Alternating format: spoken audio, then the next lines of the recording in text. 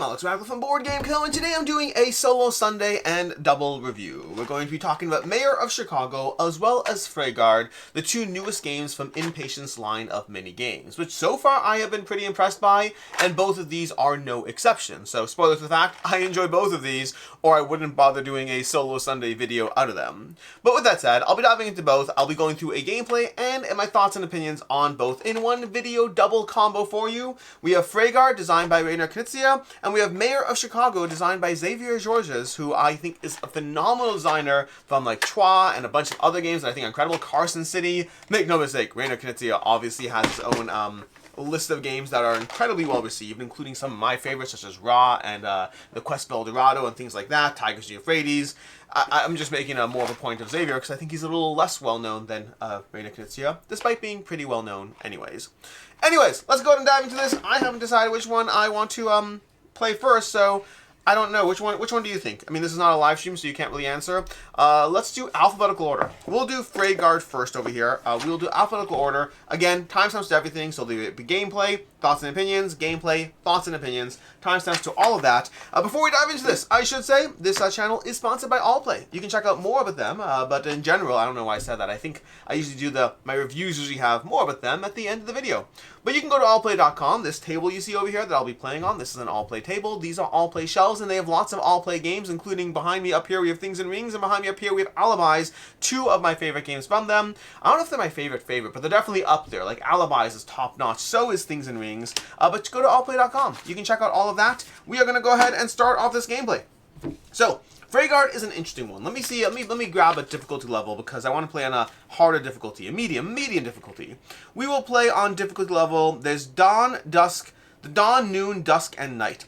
Dusk seems hard. 26, 21, and 16, so it shall be. 26, 21, so we have 21 over here. We need 26 and 16. 26, no, 26, no, 26, no. It must be the back of these. There we go. Okay, this is the combo we are playing on today. Let's put the 14 over there, 16. So we are playing on a decently hard combo as far as things go. I could zoom in more. No, I'm going to leave the shot as is. Okay, this is basically the difficulty level. Higher numbers are harder. That's the basics of what you need to know. I might need to check rules as I go, but we shall see. We also need our 4 totems over here. These I will definitely need to check to see which ones are which. These basically abilities. They can either add 1 to my score at the end of a round, or I can use them for their abilities. I will almost always be using them for their abilities. The only exception is if you get really, really close. If I get 20-5, then I'll definitely use one of those to tip me over. But we'll see how that goes. This is not... I have like one white cat here from Mogget, who is... So I had someone post an opinion, not an opinion, a suggestion. They said, doing your weekend review, you should tell us which videos had cat appearances, because I would definitely watch those. I might start doing that. If I can track it, I might start doing it. We'll see. I make no guarantees, but cat appearances are cat appearances. Right now, that was a cat hair appearance. Alright, here's the deal. This is how you play these games. Freigard is a game of trying to collect hands of cards, collect sets of cards with a degree of push your luck. And you'll see how that works. So, for example, we're going to have 3 cards over here. Okay, these are our 3 cards. Now, the problem is we don't really have anything in sets over here. We have a single-headed dragon. We have a tree over here, these Ents. We also have another Ent over here. And these Ents have a little kind of a... These are the curly Ents. These are the spiky Ents. You'll see what that means soon. This is a terrible hand. It is absolutely useless. We're not going to even consider it. We're going to draw a card. So now we have another single-headed dragon, albeit in a different color. What I am going to do is I am going to keep this dragon over here and discard this Ent. So we'll make a little discard pile. Let's make our discard pile over here. Here's our discard pile. Okay? This is our current hand. Okay? Now the goal is you're trying to collect sets of cards, and there's different sets as far as how they work. So for example, I'm going to draw another card because none of this is a set yet. This over here, not helpful. We're going to discard that as well, okay? Because you can always draw a card, then discard a card. Now over here, this is where it gets a little trickier. So now we have 3 single-headed dragons. This would be a valid set. If I discard this right now, I want to double check. I think it's 2 points if I'm not mistaken. Let me just double check these sets. I always have to do that. I believe a 2-headed... Any 3 one-headed dragons would be 2 points. If they were the same color, you would double it, which I don't have the same color. So I could discard this for 2 points. I also could discard it for 2 points because I could have a set of portals over here. So for example, over here I could say, hey, look, we have these numbers over here. I think they're called portals. Let me just check if they're called portals. They are called, not that, they're called energy surge, conifers. No, they are called magical spheres, not portals. So, if you discard a set of 3 cards with magical spheres, then you get the lowest point value of them. So basically, I could discard these 3 cards to take 2 points because it's the lowest magical sphere on the 3 cards. Or I could discard these 3 cards to take 2 points because I have 3 two-headed dragons. Now, I could keep trying to push. The tricky part is, based on this hand of cards right now, I think I'm going to discard this, and then I'm going to discard these 3 and take 2 points. The way I do that is I take 2 of the cards and I put them as little point markers. We're going to start tracking points. We'll track points over here. Okay, I'll do little sets of 5 as we go. What did my cats do? They knocked something over, but it's fine. All right, then we're going to draw a new set of cards. Let me get my focus back, focus back, focus back. We got 1. Okay, so let me just double check. I don't think I've actually had that happen right now, because that's the route card, which makes you discard your hand. But there's a special rule if you draw it when you don't have a hand yet. Doing setup or after scoring, you draw a full hand of 3 cards. If one of the cards is the route card, discard all 3 cards. Okay, so I draw a full hand of 3 cards and then discard them. But at least we're safe from the route. There's 1 card in the entire deck that is a route. This would make you discard your entire hand. So I should note I lost some Ents over there. I lost this powered up Golem. Let's go ahead and keep going. We have 1, 2, and 3. Okay. So this is not the worst, but it's also not the best because I don't like any of this. We're going to draw a card. We're going to draw a card. We got a tree. Okay, so we're going to keep that, and we're going to discard this. Now, this is where it's interesting. What I might... Do I want to use one of my abilities early on? This is a little tricky. I think... Do I have any curly hairs in the discard? I have this one, but that's not a good enough one. That's not a good enough one. I think what I'm going to do... Do I want to work my way to 26 on this first round? That could be so challenging. You know what? We're going to start the first round and just see how far we can get without using abilities. So I'm going to draw a card, and we got that. I will discard this, okay? Then I'm going to draw a card. That is so painful. That is so painful. Okay. Okay, that's so painful because we have a 6 and a 5. But these are also useful. Do I discard? I'll discard. I hate this. I'll discard this. I hate that. I hate that. We're going to discard this. Now I'm going to try. Now I'm trying to get a high magical sphere value. Boom. Okay. Okay, that was worth it. That was worth it. So effectively, we got to a set of 3 magical spheres. The lowest value is a 5, so we're going to get 5 points. We'll take these 3 plus 2 from the discard pile, and we're going to create a set of 5. In general, the game recommends doing sets of 5 cards. So we have a set of 5, and we have a set of 2 over here. That's 7 points so far. We have this entire deck to go through, and we basically have 3 runs, although possibly 4 because you can use the shield to protect yourself from a failed run. Okay, we're going to draw 3 more cards. We got these. Okay, 2 single-headed dragons. How many are there? Because I think we've seen a bunch of them so far. We have single-headed dragons. There are going to be a total of... Does it have the values of them? I thought it had the values somewhere. We have 16 dragons in 2 types. That means there's probably only 8 of these single-headed dragons in this type. But I don't know if I want to do it. I'm gonna do this. I'm gonna draw a card. I'm gonna draw a card. All right, we're gonna get rid of you. Okay, we're gonna draw a card. We're going to get rid of you. Those would have gone nicely together. Okay, now here's the tricky part. Because now we have to kind of choose a lane over here. I think we'll get rid of the single-head dragons because I think there's more of those. Oh, that was the wrong move. That was the wrong move. We'll get rid of you. I think that's the better move to get rid of. We get rid of you. I don't like this at all. We're going to get rid of you. We're going to keep you. Now here's the tricky part. This is a set of 3 golems, but I don't like this set of 3 golems. So we're actually going to draw a card again. Okay. Now we have a spiky golem. This is the worst. This is the worst about this game. Nope. Nope. Nope. Okay, I'm going to regret this so hard because I'm halfway through the deck and I only have 7 points. We have that. I'm just trying to work my way towards a powered. So now here we have a better set. At this point, I probably should cash in. So ideally, the best option here would be to have 3 of the same or 3 different. You know what? We're going to keep going. We're going to keep going. Nope. We're going to discard that. We're going to keep going. I'm going to regret this so much. This is such a terrible hand. Alright, so at this point, if I kept these 3, that would be all of that for 3 points, because we have 3 different types of golems. If I got the powered up version, you double it for 6 points, I'm going to keep the 3, because that puts us at 10 points so far total, and we need to get 6 more to be able to beat the lowest threshold, let alone the highest threshold. So I'm going to draw a hand of 3 cards. We have these 3 cards. Let's draw a 4th. We have a golem. It's a powered up golem. I think we're going to go for that one because we only need 6 more, but we don't have a lot of cards to get there. This is not necessarily the best showing, but to be fair, this is the second highest difficulty. We draw this, we'll discard that. We'll draw this, we'll discard that. Okay, this is not great. Although the question is which cards have come out, because honestly, these alone could be. Here we go. So now here's the tricky part.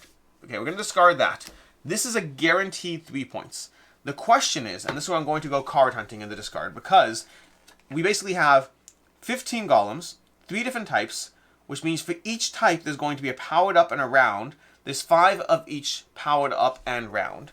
So that means if I'm trying to get a powered up, let's see, we want, because the one we want right now is, we don't want this one, we want this one but powered up. And we know we have 1 powered up over here, 2 powered up. I think they're both gone. So we're going to do, I don't actually know the distribution of powered up or not. I think it's 2 powered up, 3 not powered up. But that means what we're going to do is we're going to select the full set over here, which is basically, is that only 2 points actually? Because they're all powered up. It might be only 2 points. Because if you have the different golem types, any 3 golems is a point, all with energy surge, that's only 2 points. That is a rough situation.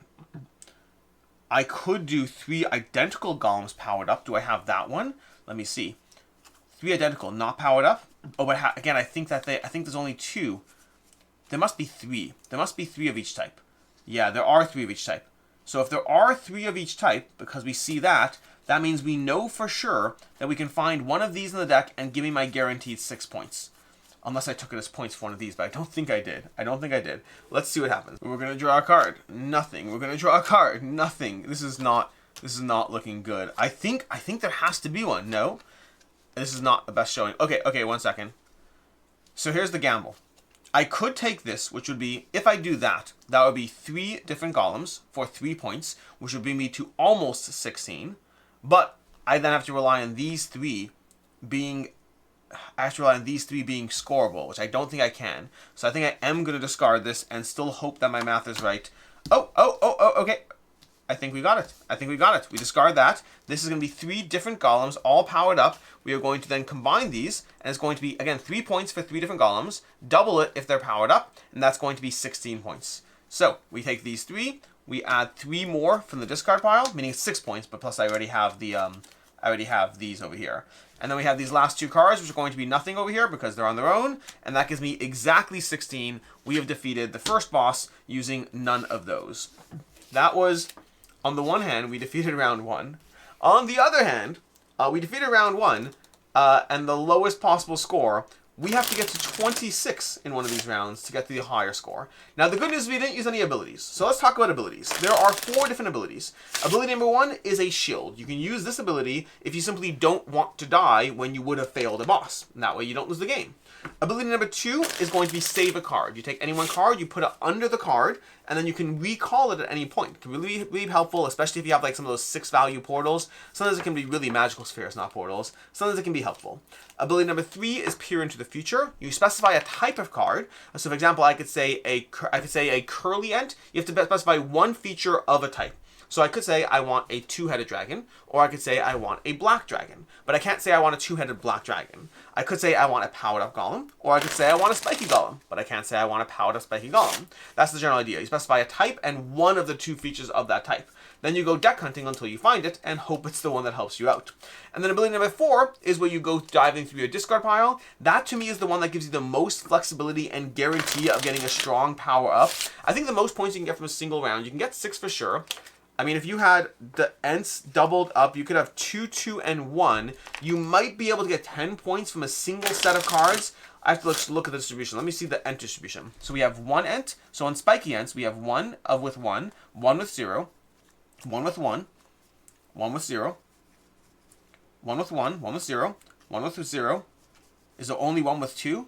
1 with 2, and 1 with 0.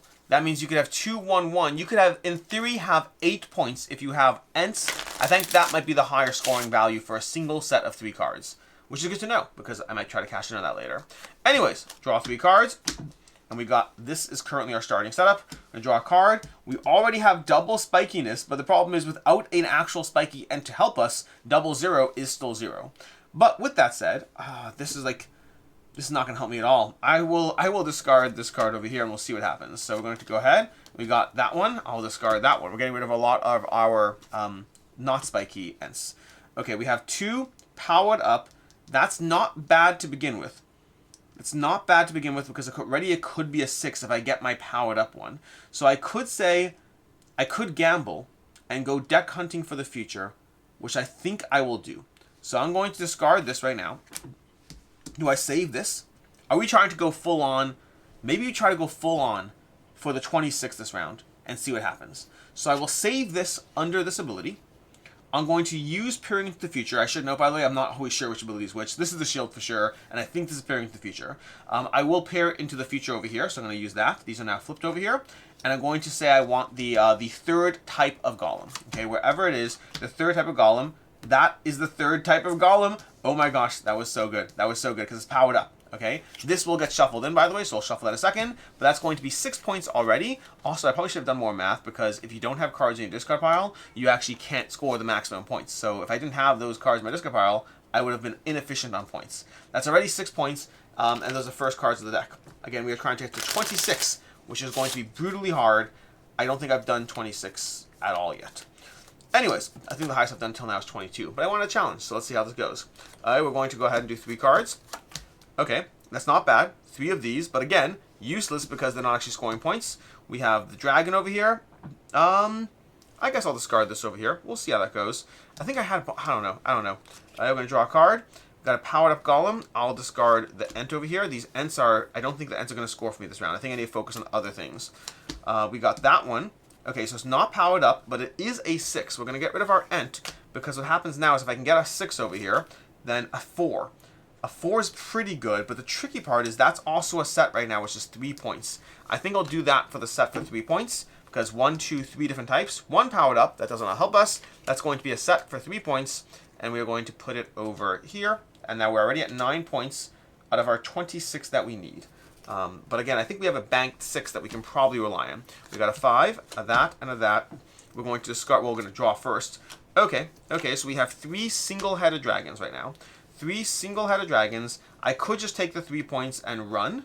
Is it 3 points? I think it's 2 points, because it's 2 points for that one. 3 one-headed dragons is 2 points. 3 two-headed dragons is 3 points. I'll take the 2 points. I'm going to take the 2 points, because I think that's worthwhile, although we should probably look to see which one we want to dump in the discard pile. I will dump into the discard pile this one, I guess. Okay, cool. So we're going to take those as 2 points. So we're already at 11 points so far. 11 points, which is not bad. 1, 2, 3. Okay, that's not a bad combo. That's not a bad combo, because these over here, if I can get the 2, I already have these 2 taken out. I would go dumpster diving for the past if I could, but I don't think I can. I'm going to draw a card. I think we don't have a lot of dragons in the discard pile, so I'm going to discard this and see what happens. But I'm a little worried here. This could work out well. We're going to dump that. Okay. We're going to, okay, so we have a 6, a 4, and a 2. We could go dumpster diving, but I don't think it's worth it yet. I think, so the tricky part is I could cast this with that and get 4. That would bring us up to 15 already. I think I will dump this and see what happens. Nope, we're going to dump that and see what happens. We're going to dump that and see what happens. This might have been a mistake. We're going to dump that and see what happens. We're going to dump that and see what happens. Dump that and see what happens. Dump that and see what happens. This is horrible. This is the problem. You get invested in the fact that you've already done all these things. This is so bad. This is so bad. Like the Ent's got to show up soon, right? The Ent's got to show up soon, he says, as he goes through the entire freaking deck, and all that progress I was making is disappearing in front of my eyes. Oh no. Oh no. Like, there's got to be Curly Ent. Okay, so we're going to do this now. It's terrible, but we're going to discard that, and we're going to now get 4 points from this. We have 2 Ents. They're all the curly ones, or soft, whatever you want to call them. I don't know. The cloud Ents. And then it's doubled, so it's 2 times 2, which is 4. So we are now at 15 points. Okay? We're now at 15 points. In fact, we're going to take that one. Okay? 15 points, which you need to get to 21 this round. And we already used 2 abilities this round. 2 abilities. This is not, that was so unpleasant. Okay, well that's going to go away. All of those 3 are going to go away. Okay. We now have these cards left to get to 21. There is our freaking double Ent. My gosh. What a cruel world. What a cruel world. I am at 15 points. I do have a shield to protect me. I don't want to use the shield to protect me. I don't think I have a choice. I guess we're going to get rid of the golem. This is horrible. I think we're going to use the shield to protect us from a bad round. We're going to get rid of that. We have this over here. Okay, so here's where we go. Here's where we go. We now have 2 of the two-headed dragons. We also have one more card. We're going to discard this one over here. I believe we have another two-headed dragon of that type in the discard pile towards the beginning, maybe. Are there multiple? Yes, we do. So if we take this two-headed dragon, we would double it, and we would get to the 21. I think it's worth using the ability. I think it's worth it. Because the alternative is, I hate myself. We are going to go dumpster diving and get that 21. We didn't even use this. We didn't even use this. Oh my gosh, that's horrible. That's so bad. So we use this ability for nothing. We use 3 abilities. We take this. We're going to swap that out. And that gives us 3 two-headed dragons, which is 3 points. Doubled is 21, which means we bring us double is 6, which brings us to 21 because we have 15 plus 6 is 21 points. My gosh, that is abysmal. Our last card is a two-headed dragon, but the other color. Alright, on the plus side, we beat the boss. The downside, I'm just double checking that we don't get to keep that card. A vessel to keep for later on. At any point later in the round, you may put the set aside card on top of the defender deck and put this totem card back in the box. But I assume you can't at the end of the round. Dun dun dun. I don't believe you can. Each totem card will be used once per turn. You start the game with 4 totems. So I'm not sure. Can I use a totem round to round? Let me just double check this. At the end of the round, you must have scored enough points to at least match the defeat condition of a remaining crawler castle. It doesn't seem to specify what happens to that card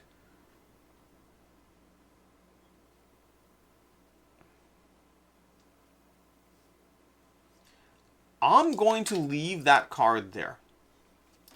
I don't know what the official rule is, but I don't know for sure what the official rule is. I'm going to leave this here to hold on to, because it doesn't say you put it back. I would argue it's possibly implied. I would also argue I'm trying to tackle a 26, so I'm fine with whatever assistance I can get. That was started off so well. I was making great progress. I can't imagine getting to 26. I think I said this right, but I think the highest I've done is 22. But we're gonna see how far we can go before we dive into Mayor of Chicago over here. Let's see. Starting hand, 3 cards. Are any of those good? No, we could discard this right now for 1 single point, which is not the craziest given the fact that, it's not the worst. I'm going to discard it for a single point. Done. Okay? Because I want to get something out of this, and that's at least 1 point locked in. Out of curiosity, the deck size is, because how many cards? We have 4 totem cards, 1 route cards, 49 defender cards. If I'm trying to get to 26, I need to get every 3 cards needs to be at least a point out of it. So we'll see how that goes for us. Okay. We got nothing in this hand. Nothing. I shuffled too well. We got at least a golem over there. We will get rid of this one. Okay. Then we have this one. We got a single dragon. Nope, not gonna keep that. We got another single dragon. Well, that's a pain. So I already used this over here, so that's out of the running. But there's more of those. I will get rid of the single dragon. I hate myself. All right, we got those. Now there is a third one over here, but not that's going to help me. So I could just discard these as any 3 golems and take a point. I'm not going to get 26. I know I'm not going to get 26. I will discard these as any 3 and take a point. I hate myself for it, but we're going to do that. Oh, these should be face down. These are my point pile. Yeah, I think I have a defeatist attitude about whether I can do this at this point. I've used all my tricks up my sleeve. We're going to draw a card. We got that and that, so we're going to get rid of that. Now, this would be great if we can get another one of those. Nope, we're going to get rid of that. We're going to get rid of that. We're going to get rid of... Oh, beautiful. Okay. That's going to be 6 points. We got 3, 1, 2, 3, and then doubled. So it's going to be 6 points. We got 3 over here, and then we're going to take 3 from here. Put in that 1, 2, 3. So we are at 8, which is a significantly better number than we were before. Still shy of 26. Okay, that's not the worst. We have a 5 and a 6. I'm going to dump this, pull back this 6 over here, and then dump those, and then that's going to be 5 points. So the lowest value is 5, so we're going to take 5 points, putting 2 over here, and then creating a new pile of 1, 2, and then the 3 over here. So we're now at 13 points. We are halfway through 26. Although we're not going to make it. We're not going to make it. We know we're not going to make it. Let's just be like upfront with ourselves and say we're not going to make it. We're going to draw a card. We got a 6. Okay. Now I think in this case I'm going to discard this and then keep these 3 as the lowest possible magical sphere is 3. We're just going like this game is the very definition of a bird in the hand versus 2 in the bush and all that, because you need to again, we're already at 16, which is not bad actually, all things considered. But we got 1, 2, 3 one-headed dragons. That's 2 points for 3 one-headed dragons if they are not the same color. We're not going to go dumpster diving. We're just going to keep them, and we're going to see what happens. We are now at 18 points. 18 points. Oh, God. Okay. 18 points. Nothing so far. We draw a card. The whole hand is discarded. We got that routed done. Okay. You have to remember the route is in play too, so you really, really have a hard time. We got this over here. That's going to be 3 dragons of different types, which is a single point if I do that. Or I can fight for the 2-headed dragons. How many do I have in play? I mean, I have no clue how many I pulled from the discard. I'm not going to do that. But I got 1 over here, which means I think there's 3 of each type at least. Let's see. The dragons, there are 16 dragons of 2 types, which means there's 8 of each. There's got to be a double. There's got to be another 2-headed dragon there. But 2-headed dragons is only worth 3 points if I get another one. The question is, how many cards am I going to have to hunt through versus just taking the 1 point on the table? This is the part where it's like, again, it's push your luck with stats. If I'm currently at 18 and I need to get to 26, if I take 1 point, then I would be at 19 and I'll need 7 out of these. I'm going to see what happens. Nope. Nope. This is where it hurts. Nope. Nope. Nope. Oh my gosh. Nope. Nope. This is it's so painful. It's so painful. Nope. Nope. Nope. Nope. Nope. Nope. Nope.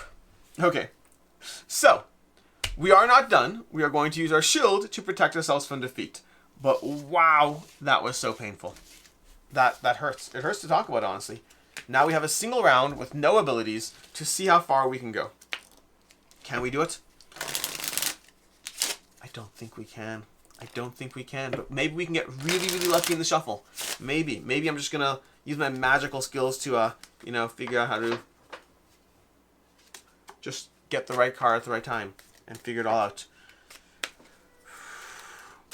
Okay. Let's put it back in the center over here. And let's go 1, 2, 3. None of those are useful. 4.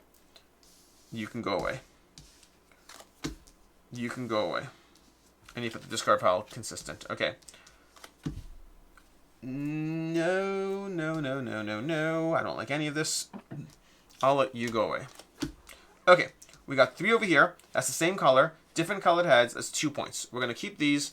2 points. Is that good? Not enough. But I don't think I have any options. I'm just going to sit here and be grumpy until I finish this particular playthrough. I'm going to draw a card. It's a dragon. We're going to get rid of this. We're just going to get rid of Ents. We're going to be consistent about what we get rid of. Okay. Ents are going away. Ents are going away. We got Golem over here. We'll get rid of the dragon. Ents are going away. Dragon. This is going to go away. Okay. That's going to go away because at least we have the powered up golems over here. Nope. At this point, we're going for the set of powered up golems. Oh, come on. Oh, come on. That's not even fair. We're just going to go dumpster diving until we get a full... There we go. There we go. That's a set. That's 6 points. Okay, we got 3 different golems, all powered up. 6 points. We'll put 3 over here, as well as 3 more. Again, we are currently at a total of 2 more, not 3 more. No, 6. It is 6. Okay. So there we had 8 points. Okay. Do we get rid of... How many Ents do we get rid of? I don't know. We'll find out soon. We're going to get rid of that now. Okay, that's 2 points. We'll keep that set, although it could be worth more. We'll discard that. I'll just keep the 2 points. It's 2 points, okay? Because it's 1 tree doubled. We'll discard that card. Keep 2. We are at 10 points. Okay, that's 3 golems. I'm going to draw a card. It's an Ent. We'll get rid of it. It's a 6-pointer. Ooh, ooh, ooh. Okay, we're going to get rid of this. It's a 1-pointer. We're going to get rid of that. How high are we diving for? Nope. Nope. Nope. I'm trying to get like a 5 or a 6, but that's a mistake at this point. Nope. Nope, nope, nope. As a cat meowing in the background if you hear it. At this point, I'm invested. I'm invested too high in this. No, there's so many points I could have gotten by now. And then we discard the hand. I didn't say I like this game. Freigard. Okay, nothing. I guess we'll keep that. I don't anticipate it going well, but you know, hey, who knows? 5 and a 6. Okay, we'll get rid of that, I guess. Get rid of that. Just give me a 5 or 6 as a consolation prize at the end. A 2. We'll discard that. We'll get a hand of 2. We end with a total score of 12, not nearly the 26, and we've lost our game of Freigard. Anyways, this is Freigard. Okay, it's going to be your opinion time, reviews and all that stuff. So, short version is, this is a charming game that is very much a one-trick pony. That's basically the terminology I frequently use when a game is doing one thing, and that means that usually, I generally enjoy one-trick pony games because I think they're very easy to pick up, they're very quick, very absorbable, but I do find that they lack strong replayability because it's doing the exact same thing every single time. This is my third time playing Freigard. I played on the first level, the second level, and now the third level, and I can't imagine doing the fourth level. It's basically push your luck combined with risk assessment. It is a fun time. It is a fun time with the caveat that I do not think this is a forever game for me. This actually reminds me of Last Minute from the same publisher in the sense that there's a very cute gimmick going on here. Last Minute was like a real-time element of bomb defusal. There's a very cute gimmick going on here that does result in enjoyable playthroughs, but also results in me kind of thinking, okay, great, how many plays do I get with this before I've done the thing that it wants me to do? Games like this kind of feel like downloading an app that keeps you entertained for like a week before you move on from it. I have a cat mewling at the door. Calcifer! Calcifer, come here. Come here. Yeah, I'm right here. Come. He's mewling, trying to get to the other side. I'm not going to let him on the other side. Anyways, I enjoy this. I think it's a... I'm going to give it a 3.5 out of 5. I enjoy the game with the caveat, again, it reminds me very much of Last Minute. I enjoy it with the caveat that I think it's limited plays through. So if your friend has a copy, if you can play it at a convention, at a board game cafe, I do recommend doing that. Do I recommend buying it? Always trickier. It depends how you do with these one-note games. You've seen me go through this. You've seen me play through 4 rounds of this. It's basically just trying to figure out your sets of cards. I find the concept of it very charming. The continued repeat plays, a little less so. A 3.5 out of 5. Which means now we dive into Mayor of Chicago, which I will save time and tell you. I'm glad we saved the best for last. Okay, let's go ahead and bend this over here to just make this lay flat on the table. And also zoom in a bit. Not zoom in, I mean focus. We're going to grab our cards. We're going to grab our tokens. Okay. We're going to put all our tokens off to the side right now because we don't need these yet until we start. Well, actually, we need money. We need $25. That's how much money we start with, in case you're wondering. So we track 25 on this side over here. We track 20, and on this side we track 5. We'll put the rest off to the side. We'll put our other resources away until we start earning them, so they're off the camera. And we're going to draw our cards over here, and we've got 2 more resources. And we're going to create our little lineup. We have our boss that we fight off against. Let's see. Let's face off against, there's 1, 2, 3, and 4-star bosses. I want to face off against a 3-star boss. So we're going to, again, we're going to do a level 3 over here. Same situation. Play this twice. Diving into it for the 3rd time now. This one only gives you $1, but does nothing bad, but requires 55 votes. This one is 50, 9, 6, and 0. But she's not corrupt at all. That's fascinating. Let's play against the non-corrupt person, okay? So this is going to be our mayor we are fighting off against. We're facing off against that mayor. The rest of these cards can go away. Okay. Then we are going to choose our various cards over here. So we're going to shuffle this deck, get a good shuffle in, and then we're going to create a 7x4 grid. Now, we start off with 4 cards, and then we play a 6x4 from there. But it ends up being a 7x4. So there's going to be 6 columns we are playing into, and 4 rows we are playing into. We'll walk you through how that works. Now, the game is pretty straightforward and intuitive once you start going, but it's a little unclear until you do that. So let's go ahead and place this out over here. In fact, actually, let's place our lineup. Let me just do a rough sense of table space that we need. So if we do these over here, and we do those, I think we're fine in table space. Okay, great. Just making sure. So we're going to place this over here, like so. And then we're going to put another card on top of that. We need to get 4 high and hope that it works out as far as the... Oh, those starting ones. Okay, the only one we're actually getting a good starting one on is this. We're going to lower it down a bit so you can see it all on camera. There we go. That's a good starting one there. The others we'll just deal with. We'll make it work. And then we have our row. And we go ahead and shuffle these and sort and shuffle because you do want to have flip and shuffle. Cal, are you okay? He's grumpy. He's grumpy today. He's not getting all the outside time he wants because it's snowing. And he doesn't get outside time when it's snowing. Or he gets less outside time. He got outside time already.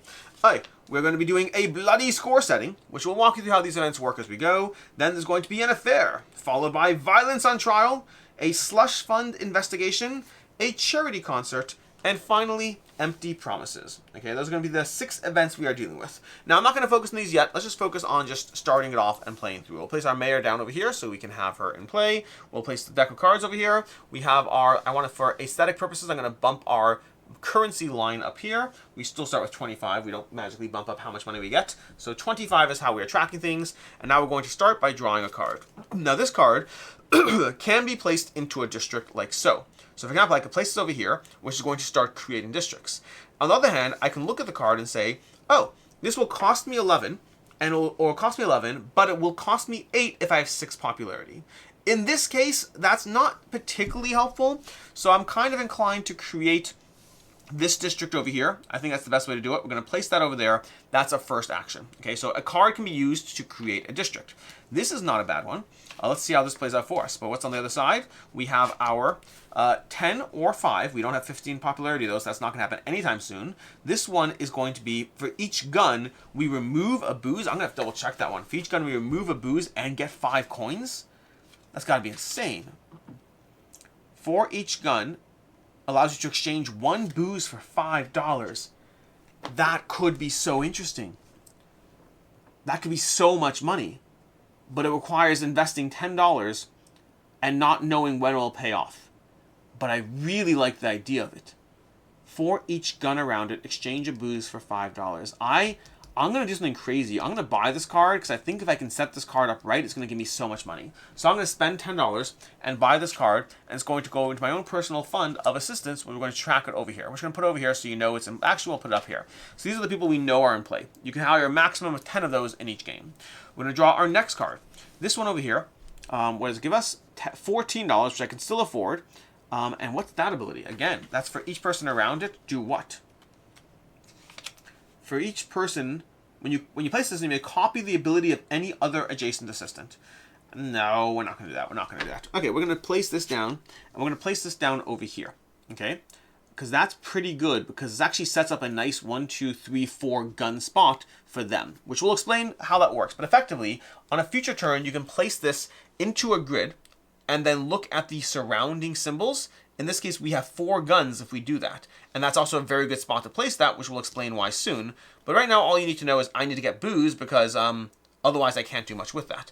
So we're going to draw this card because this card can potentially give us booze. But also on the other side, costs 7. And then whenever we discard a card, we lose a corruption. No, I don't care for that. I think setting up booze is important, but where can we set booze up? We have this booze situation coming. Maybe if I place this over here, like so. That's not the worst. Okay, we're going to try to set up a nice booze area, which sounds crazy. But effectively, we place this card down here. Then we're going to draw the next card. This one will be 8 money. Also, when we discard a card, get a booze. Oh, interesting. Interesting. That can give us some early booze control early on. Because alternatively, what I'm trying to do is I'm trying to place this here to set up a booze situation here where I can get 8 booze that way. Which is not crazy, by the way. It's really not crazy. I just don't know if it's necessarily the best. I don't know if it's necessarily the best. And alternatively, I can place that here. If I place this person out, but where would I even place them? I need to place them first. You know what? No, we're going to place this over here. We're just going to place it here. We're going to create the booze area. I'm making decisions, but this is the charm of the game. We're going to draw this next card. This card is not going to help me on this side so much. Maybe over here a little bit, but on this side, it's 12 money. And then if for each surrounding booze, get 2 popularity. That's also not bad. That's not bad as well, especially if I pair that up nicely. That's going to cost $12 though. I don't have, I'm going broke to make this all work, but I could possibly make it all work. This person over here is going to go here and give me a booze. This one's going to do nothing of the sort, so it's not going to help me at all. No, no, no. It's not going to help me. So maybe I keep her. I will pay $12. Is it worth it? Popularity. Popularity helps me get people for free. Cheaper, not free. But if I place that one there, if I place this one over here, because that's the next card. I shouldn't actually see the card. I should not see the card after. We'll just pay $12, okay? We're going to go down to $3. We are now officially broke. But we have a second assistant. We're trying to build towards a certain grid and pattern. We're going to take this one. This one would be $6. For each surrounding vote, which would be amazing in the right place, you get a vote. But I'm fine with that. We're fine with that. We're going to place this out. We're creating that booze network over here. Okay? We're trying to work our way towards a perfect booze location. It doesn't have to be perfect. It just will help us a lot if we do. This one is going to give us $11 or $8. We can't afford that. Now, the discount, again, is if we have popularity. So the first half of the game... Oh, I forgot something. I forgot. We filled a grid.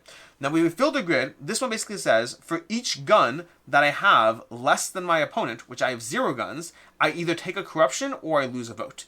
Now, I have 0 corruption and 0 votes, so I'm going to immediately take 6 corruption, which is insane right now, and I do not like that one bit. Over here, we have to get rid of that corruption by this spot over here. We don't have to, but it'll help us too. So again, we can't really afford this card. We're not going to do that. I'm really trying to get that last booze indicator, which again sounds crazy, but it makes sense. We will place this up over here because that will hopefully get us some money later, I think. But I don't want to do there because I really want to get booze here. Although I could do it over here and get 3 booze. I have that person for 6 popularity. That's not as much as I want. I want more. I want more. We're going to take this over here. You see it? Look, we can't afford it. We'll take this. Now, something I haven't done yet is I could just discard these cards. But I don't want to yet. In the right situation, it makes sense to. But in this situation, I think placing this here is not bad. I think placing it there is not bad. Not great either, but not bad. Now again, I'm trying to place this here, and this one is for each surrounding gun, which is 1, 2, 3, 4. So I need to get my hands on at least 4 booze, which I could do at almost any point right now. I'm just trying to wait for the perfect situation. Dear Lord. Okay, this affair one's not going to help me because I still don't have guns. Where can I get guns? For each surrounding gun. Okay.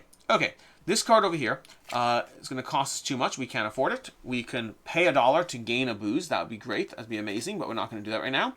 And on this side, we're really being very one-track minded here, which is sometimes a good thing, other times a bad thing. This one over here could go into there, which is not bad, but this one's not helping us out either. We're really not getting what we want. Do I discard a card to get $1? Is that the question? We'll lose a vote later. It might be worth it, because I don't want the corruption. I'm going to discard this card to get $1. So we're going to discard a card face up. We're going to get $1. That's something you can do up to 7 times per game. We're going to draw this next card. Dear Lord, give me my freaking booze in the top left corner symbol. We're going to get this over here. This is for each surrounding booze get 2 votes. But I don't think we're really setting ourselves up for a good booze pot, at least not right now. But in theory, that could pair nicely with that. But again, we can't afford it, so it's immaterial. It's not really a relevant conversation piece. I could do that there. Nope, we're going to discard this and take $1. Okay, we're going to take another $1. We're going to get the next card. Give me a booze in the top left corner or help me. This is not going well. This is not going well. We could put this here. We could put this over here or over here. That would be a corruption, but I think that one might be worth it. We could also place over here, but if we do that, is there any downside of doing that? We don't have anyone to place over there. This is actually 1, 2, 3, 4, 5. Oh, that's even better for that. Okay. That's even better for that, I think. 1, 2, 3, 4, 5. So we can get a ton of money. So all our money problems are going to be over soon, but for right now I'm going to still discard this and take $1. Okay, because I'm working towards a very specific combo here. It's just not, there we go. There's our freaking booze. That's what I want. Okay, so this one over here, we'll simply discard, unless I want to put it on the board, but I don't think I do. I don't think I do right now. That's not crazy. Getting the vote's always good. It would get me corruption. I think I'm just going to place this out over here. Okay, I'm going to take another $1. You can only do it 7 times. Now this one we're going to take, and I'm not even going to look at the back of it, because I need to. Actually, well, now that I know that that's there, maybe I'll look at the back of it.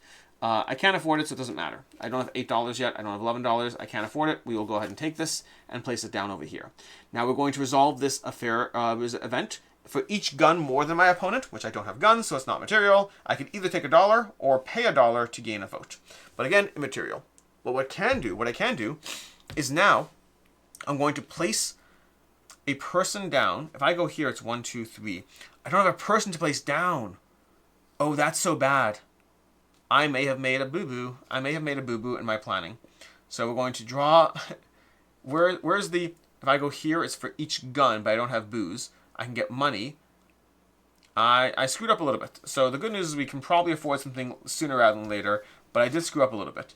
This can go over here and like there. That's fine overall. Okay, we're going there. And then I have this one, which is going to cost me 9 or 6. How many of these have I discarded? 1, 2, 3, 4. Okay, so I can still get more out of this. But I definitely screwed up a little, just as a heads up. I can't get a ton of money. I can get money if I go here. So if I place this here, I can get money on my next turn.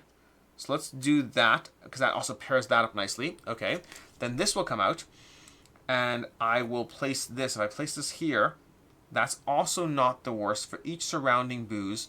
Okay, I could do that. So I have a few options here. Because what I'm going to do now, yeah, this one is for each surrounding person, get a gun. Okay, we're going to place this down here.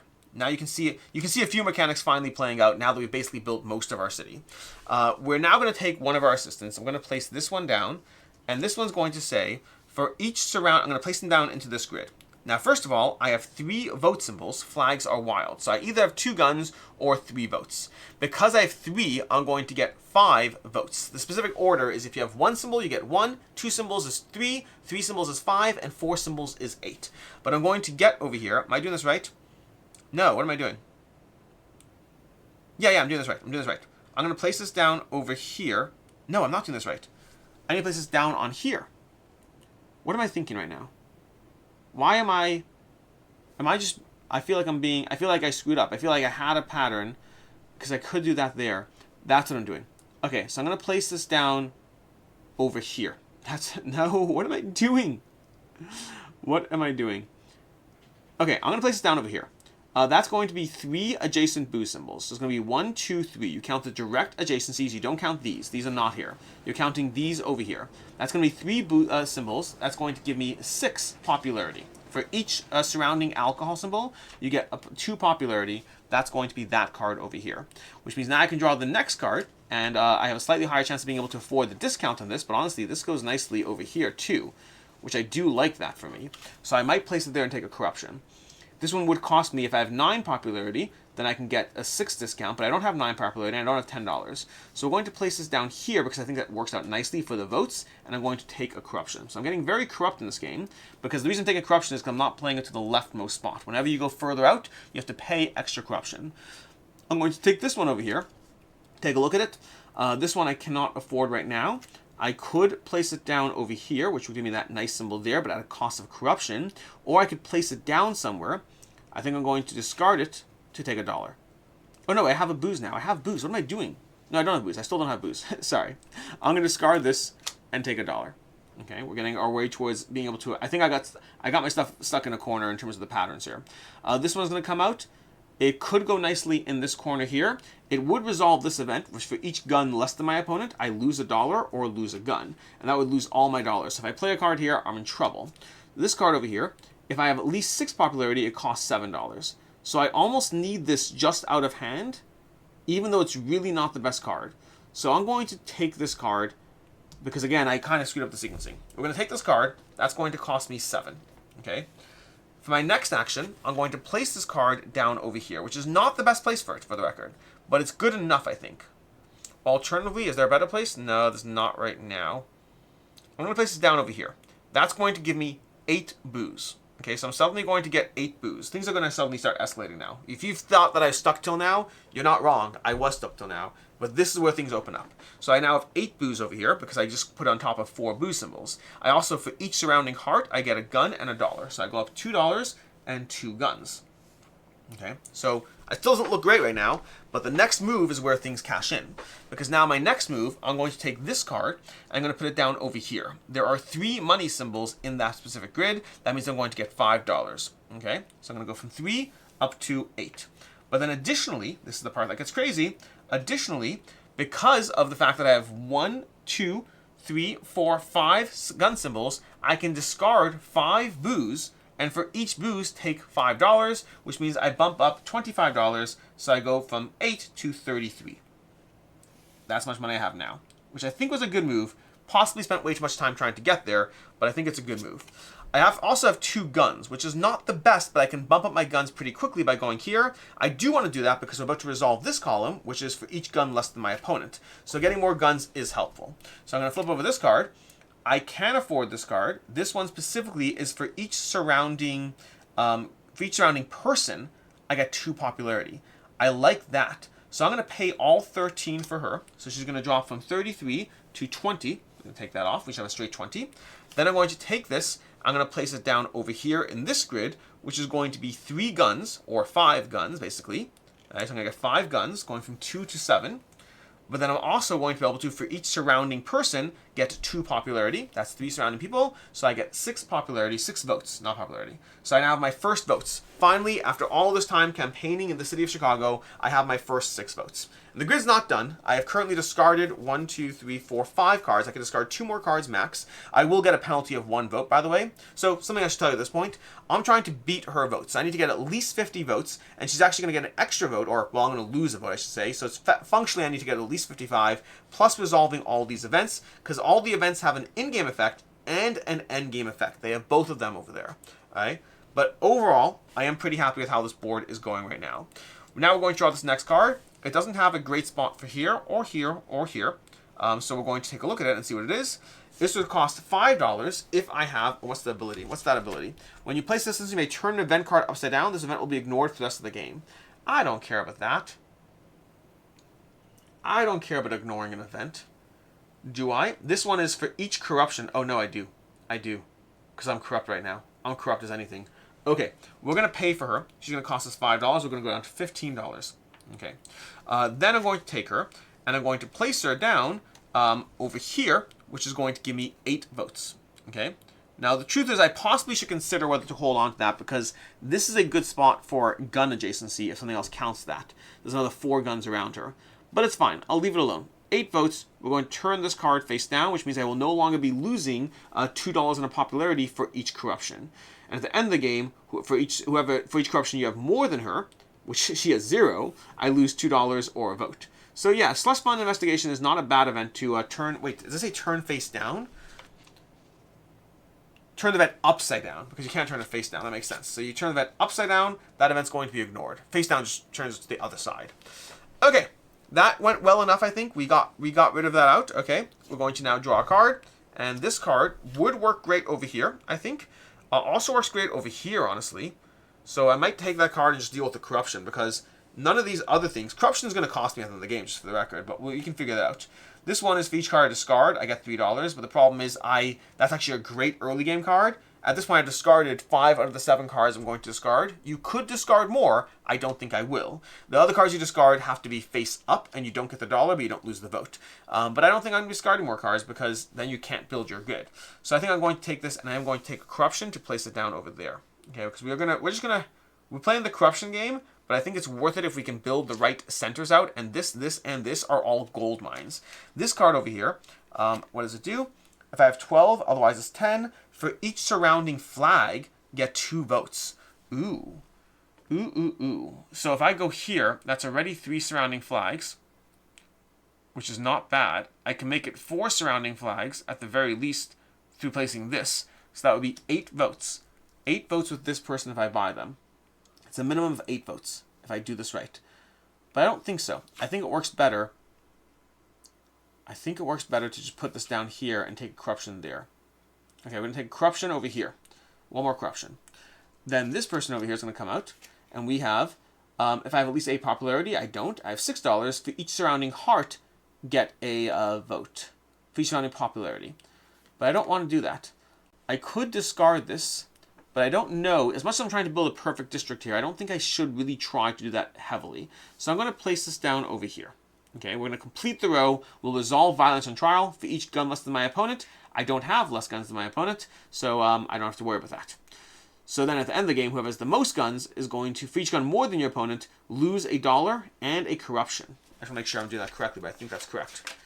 Violence on trial. For each power you have more, you may lose $1 to lose 1 corruption. Yes. We're going to draw this card over here. This card could go nicely in this zone, which would already resolve this event, but that event's not going to resolve. Over here, this one's going to cost me $3. For each surrounding dollar symbol, gain a popularity. Are there a lot of surrounding dollar symbols that I should think about? Over here, there's going to be 3. But is that worth it? It's not, like, I don't think it's great. It's not bad. But I think over here is fine. So we're going to place it over here. We're going to resolve this column because, well, nothing happens because we turn this event upside down. And then we have this one over here, which is a great one to place on the board. We have over here, it's going to cost $12 for each surrounding dollar, get 2 popularity. I think we're just going to place it on the board. We could place it over here or over here. No, honestly, it's not as good as I thought it was. But it's still not the worst to get it out and play over there. Okay. Yeah, I think that's fine. The flip side is I can go over here, but I can go there. I mean, I still do need money, I guess. So fine, here we're going to place it over here. All right, then we're going to draw this card, which I think can go nicely over here, but just take a look. If I have 9 guns, I don't, so I'm not going to pay the $12 for this. I think we're going to place this down over here. 2 guns over there. We got a nice little grid there. We're going to take this card over here. This one has a heart, but we don't need a heart right now, not anywhere relevant. This costs $7 for each surrounding vote symbol, get a heart. That's a good one to take. We're going to pay for that. So we have $15. We're going to go down to 8. Okay. So this one over here, we're going to place this somewhere for each surrounding vote symbol. For each surrounding, vote. Which I think here is insane. This is a great spot. So we're going to place it down over here. That's going to give us $5 back because we're placing it there. We're going to take $5 back, going up to 13 again. And then we are going to, for each surrounding vote, we have 1, 2, 3, 4, 5 surrounding vote symbols. We are going to then get 5 popularity, bringing us to 11. So 11 is going to open the doors to a lot more cheaper people because we now have, well, we're more popular. People want to join our crew. Then we have this one, which now we can afford at $9. This one is every time we discard, so we're not going to be doing that one. Not helpful, not helpful. Do I want to do my last discard on this one? Because the alternative is I could go here, but I don't know if I want to. 1, 2, 3, 4, 5. If I go here, I don't know. I guess I don't care about this, and I do care about that. We'll go build this out. We'll take corruption. We're going to 10 corruption right now, which is an insane amount of corruption for the record. Then we're going to take this one over here, and we could put this here, but that's not great. We could take a look at it. This one is every time we discard a card. We are now at our 7 discards, by the way. Are we? No, we didn't discard. 1, 2, 3, 4, 5. We still only have 5 discards. So maybe I'll do a discard on her. We'll discard her and take $1. Okay. Because I don't like her card. It's not helping me out in terms of where I'm trying to go with this. This one over here could go down here. Not helpful. Could go over here. Not really helpful. We can take a look at what it is. This is going to cost me $3 for each surrounding gun. Get a vote. Do I have a good surrounding gun spot? I don't think so. I think I've done my good surrounding gun spots. This is the one where I could have gone. So I could just put this out for over here to get money. Is that worth it? I guess so. I guess we'll go here. Okay, we'll change that to a money thing. Okay, keeping in mind we can have a maximum of 10 people on the grid, but we could actually get 10 people on the grid. We're going to take this one over here. This would go nicely over here. It would resolve this for each more than my opponent, which she has 9 and I have 11. I get to discard $1 to gain a vote. I want to make sure I'm right about that. Charity concert. I always like to double check the events. Charity concert. For each popularity more, you may lose $1 to gain a vote. So this could be a good one, but it might be better to get popularity first so I can pay more for the votes. That's not bad at all. But I don't want this card. So I could discard it, or I could put it out. Wait, did we resolve this? 1 second. What am I doing? Did I just place this out? I did just place it out. So we have to do this. We have to resolve this now. Sorry, we have to resolve this. My bad. I'm looking at the next card. All right. So if we're doing that, then we're going to now resolve this event. I will pay $2 because she has 9 popularity. I have 11. I'm going to pay $2 going down here to gain 2 votes going to over there.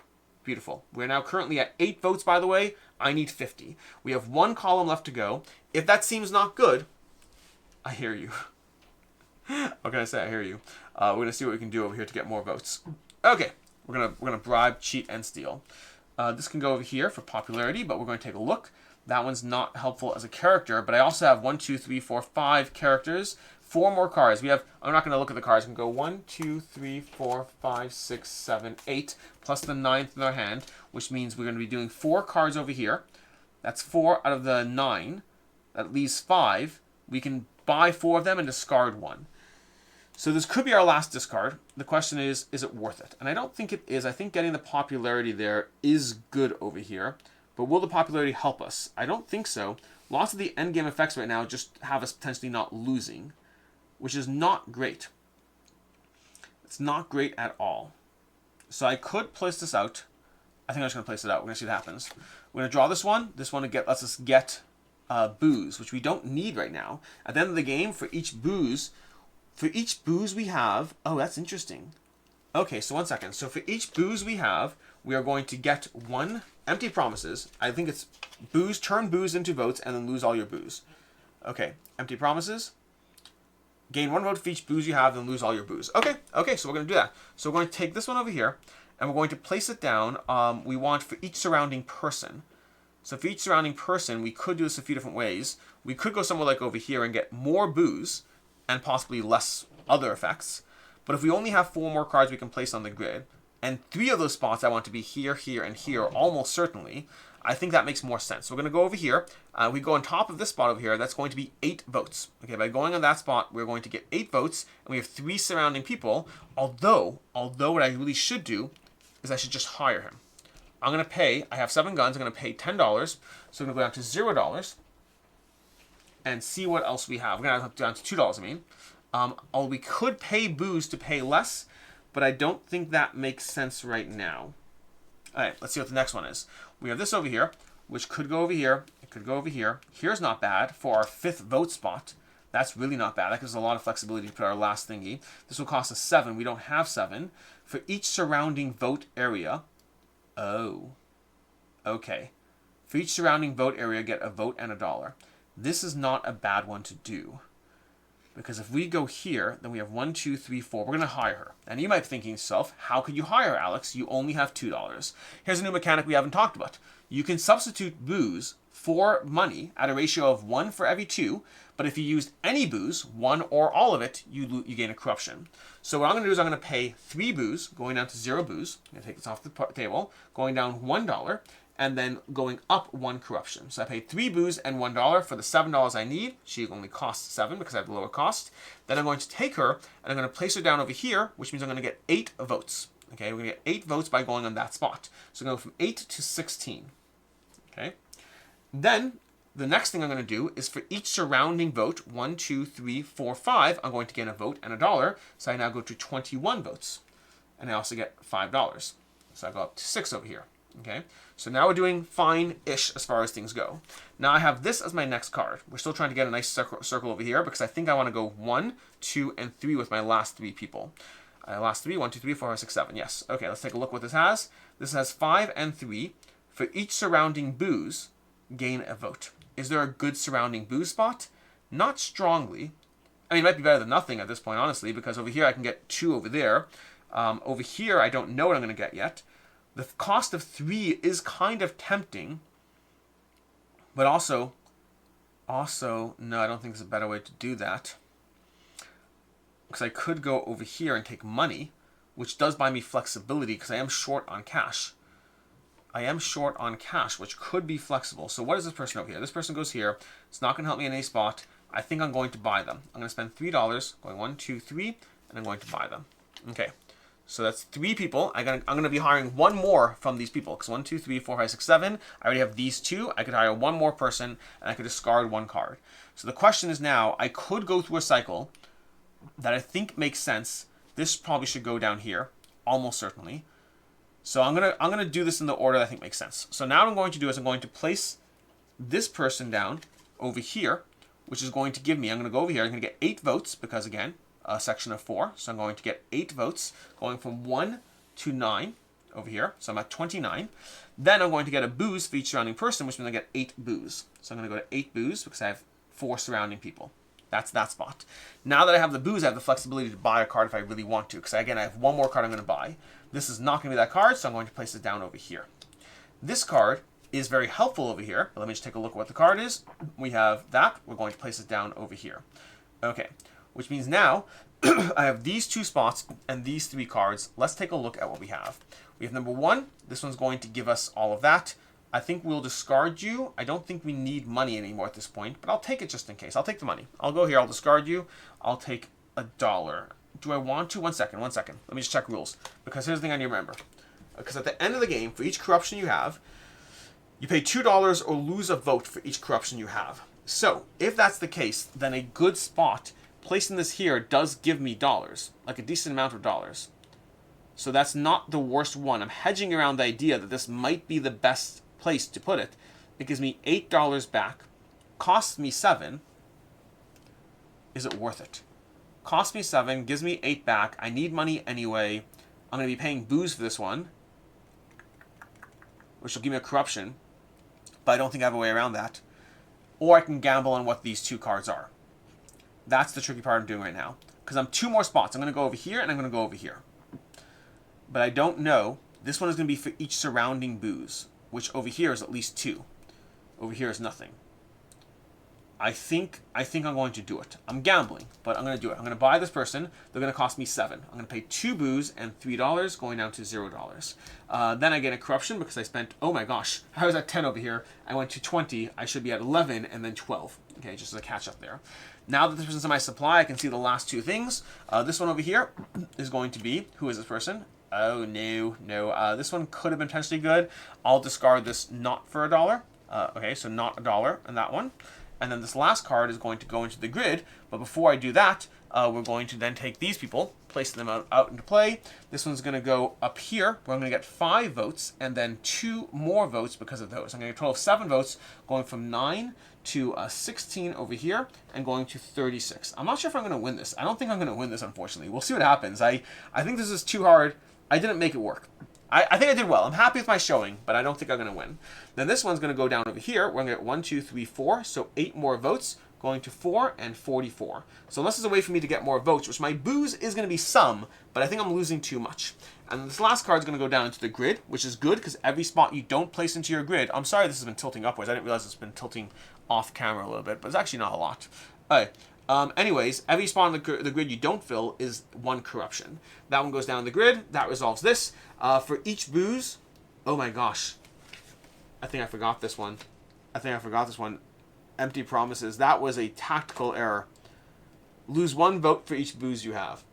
Empty promises as the last card is terrible because you lose the booze and then you get it right back later.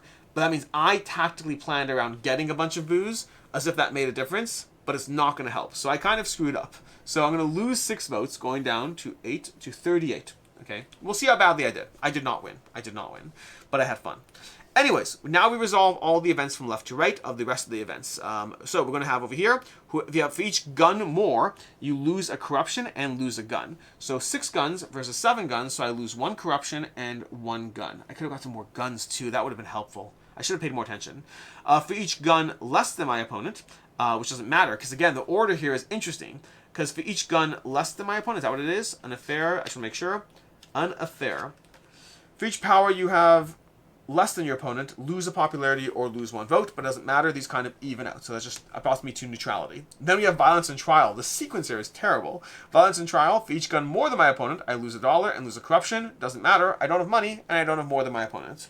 Then we ignore this one, charity concert. For each popularity less than my opponent, I lose $1 or lose a vote. Doesn't matter.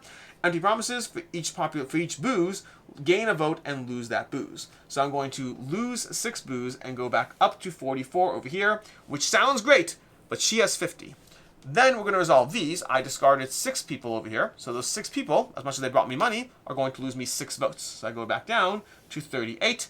And that's where we go to the end game over here. Oh, I lost so badly. For each corruption, lose $2 or lose a vote. I don't have any dollars. So I have 11 corruption. I'm going to lose 11 votes. So I go down from 38 to 27. And I end the game with 27 votes versus her 50, which means she destroys me. I thought I was playing a pretty good game. I really did. This is my first time losing the game. Granted, I've ramped up each time, but I thought I had the sequencing all together. I thought I had some good combos going. I thought I had some nice strong neighborhoods with chunks of votes. I don't know what I did wrong and what I did right in other games, but I definitely did not win this one. Anyways, thoughts and opinions. I love this game. I love Mayor of Chicago. It is so much fun. I'm glad I lost because my biggest complaint until now was that I won each game, and It's weird because I'd say my past 2 games, both of them felt like a challenge, with the caveat that it felt like a challenge for the first half, and then by the time I got to the second half, it was pretty clear I got all the things I need to make it all work. I don't know what I did differently this one, but this one, maybe it's just because ramping up the people, maybe it's the sequencing. I thought I had a pretty good engine. It didn't come together in the end. Maybe I needed more discounts early on. I think I spent a lot of effort on getting that $25, and it didn't count for quite as much as I thought. But overall, going back to opinions, I love the fact that there's 45 different characters in the game, all with different abilities that take into account these neighborhoods as you're building them. If you enjoy games like Sprawlopolis, this has that vibe, but it feels very distinct. One of the problems with games like this, sometimes they can feel too samey, like, oh, Sprawlopolis did a good game, so like, let's try to copy and mimic that concept. This does not feel like that at all. It leans into some of the same concepts as it. It's drawn out a little longer, so it's a longer experience. There's really a lot going on here, but it's a very satisfying experience as you build out your neighborhood, taking into account the variety of events, taking into account the mayor you're facing off against, and taking into account how you're going to build the grid and which characters to choose and which you can afford with the $25 you start with, which is not enough. This is an incredibly challenging and rewarding game experience that I hope they like add other stuff to it, whether it's more events. I guess I don't know how much you can do with this system, because like you could do other events, but effectively they all come down to moving different levers in the game. So like, oh, if you have more gunpowder, then lose a vote. If you have more corruption, then gain that. So I guess I don't know if there's that many things you can do as far as different events or characters to make this, to expand this further. But what I will say is, 3 plays in, so not like 7,000 plays or anything like that, but 3 plays in, I want to keep doing this one again and again and again. I always talk about, in reviews I always talk about like the concept of forever game. This is a game that's going to stick around forever or for right now. That I don't know. Most games do not stick around forever. Also, solo challenges I find in general, solo games, no matter how much I like them, usually, and there are exceptions, Sprawlopolis has been in my collection for like 9 years now, something like that, something insane. But I find usually solo games I do eventually get bored of the puzzle when I feel I've played the puzzle enough. In fact, Impatience as a company, they put out so many great solo experiences that I've loved, some of which are still here, some of which I've moved on from, most of which have lasted in my collection for a decent chunk of time before I move on from them because they are fun, competitive solo challenges, and eventually I feel I've played them enough. The entire Oniverse, phenomenal series of games. But Mayor of Chicago, I really enjoy this solo puzzle. I think it's very Sprawlopolis adjacent, and it's very satisfying, specifically because of the sheer diversity of characters and also the build you do. Like, my first game I played, I managed to get 3 discard characters out early on in the game. So characters that give you extra boosts for discarding. So effectively, I got 3 characters out that were discarding, and then proceeded to discard my cards and build up a quick supply, and then build up the rest of the grid. So you can pursue this at the very different pathways to victory, depending on the order of the characters you get, and depending how you invest into everything you're building. So overall, very satisfying challenge. I'm going to give this a 4.5 out of 5. I've had a lot of fun with Mayor of Chicago. Highly recommend this if you're looking for your next fun solo challenge. And Freigard, again, I said this earlier, I still think Freigard's a good game. I just think Freigard has less plays in it for me personally. These cards are sliding into this in a way that's annoying.